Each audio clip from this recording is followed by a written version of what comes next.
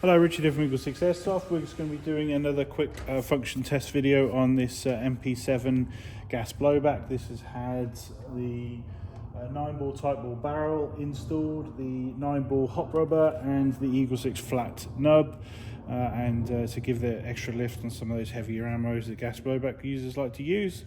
And we're now just going to demonstrate it with a function test, make sure it's all working after the work. So we, sometimes you never know. It's always worth testing.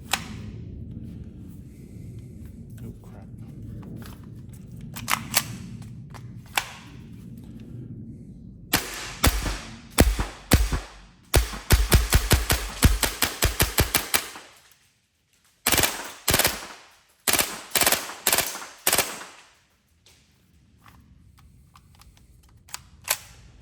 There we go. So all working and all good. So yeah, hopefully no problems. Apologies, we've been quite busy this week, so we've missed a cut off for today's UPS. But we'll try and get it out in tomorrow's post. Or you're always welcome to come and collect it. But obviously, I'll put the description for the video and the parts installed in the description.